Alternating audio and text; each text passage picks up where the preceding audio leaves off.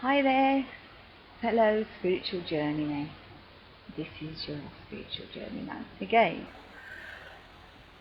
I wasn't quite sure what to talk to you about today, but felt I needed to just impart a little few bits of food for thought, I suppose, is what I'm trying to say.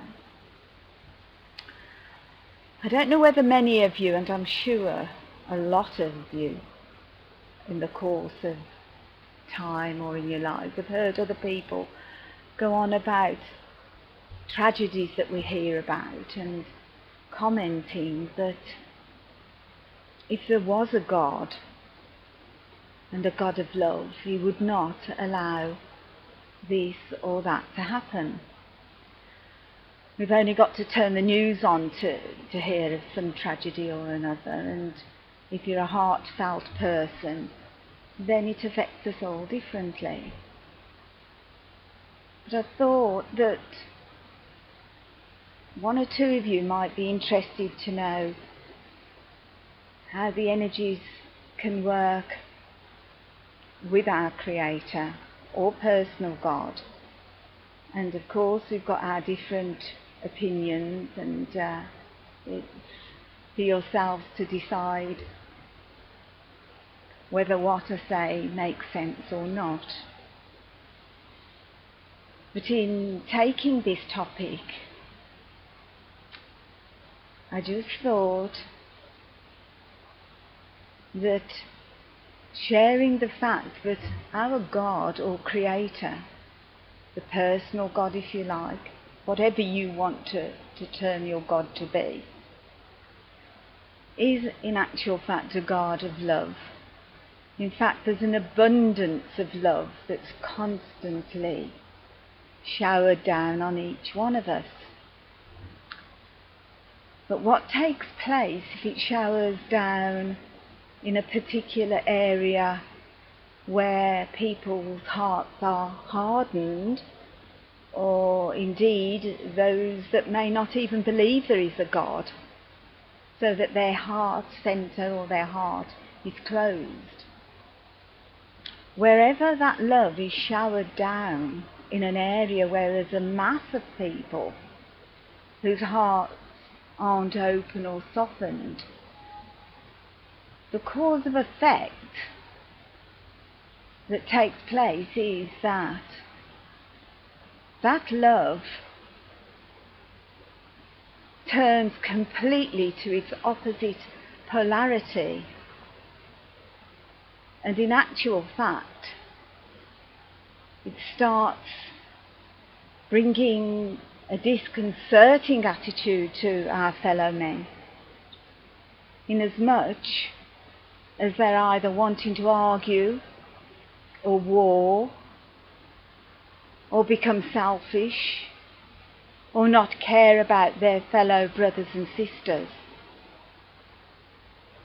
In fact, it rains down, hits a brick wall, so to speak, and then all hell literally breaks loose, because the dynamicism of this turns that love into its complete opposite. You can look in the world yourself, really. If you go to places, say, that are named after the angels, Los Angeles, for instance, the city of angels, in the ethers that are just above the city, there are many who work as angels or mentors, or those in the unseen world who minister to us, and they pour love down. But you see, in just looking around, if you know anything about this type of things that go on in Los Angeles, that there's a complete opposite lock, so to speak, an opposite polarity. I'm not saying this 100%, because that is never right. But where it has a majority, it most certainly is. You can go back to scriptures and to history and to the very places that are warring in today's times. Damascus, that was largely spoken about in the Bible itself. Again, over that part of the world, and when the sun is at its strongest, there is more love that is poured down there. And yet what do you see? A complete opposite lock. Again, opposite polarity. Everyone killing and warring. I could go on talking more about this. I could touch upon astrology with my hypothesis that I'm speaking to you about today, inasmuch as if you are a particular birth sign, because we're made up of the different elements, you may have a birth chart that shows no fire as an element. And so what happens is that that person will go and seek to try and create that element that is missing. It's a similar sort of understanding, really. And ask any astrologer who would be more well acquainted with it in their professional capacity than just taking my word for it. My message to you all,